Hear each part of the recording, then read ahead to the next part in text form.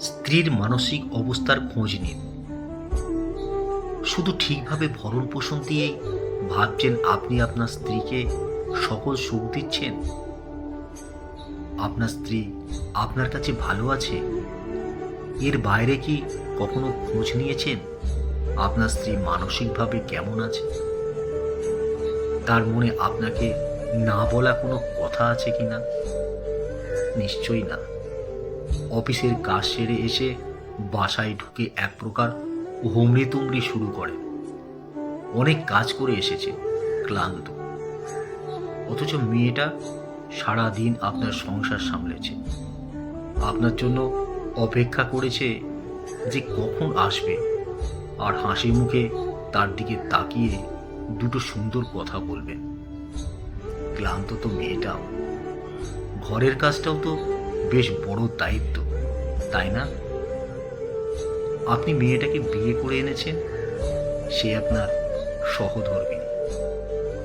দুজন দুজনের কষ্ট সুখ ক্লান্তি ভাগ করে নেবেন, এটাই তো হওয়ার কথা, তাই না? দুজন দুজনকে এপ্রিসিয়েট করলে সম্পর্কটা কতটা মধুর হবে ভেবেছেন? আপনি ভাবছেন আমার স্ত্রী যখন যা দরকার আমি তো দিচ্ছি। আচ্ছা, এটাই কি আপনার শেষ দায়িত্ব?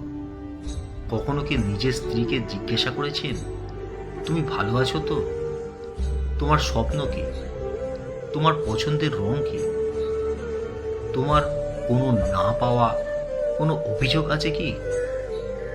আপনার স্ত্রী কি মন খুলে আপনাকে সব কথা বলতে পারে? নিজেকে প্রশ্ন করুন।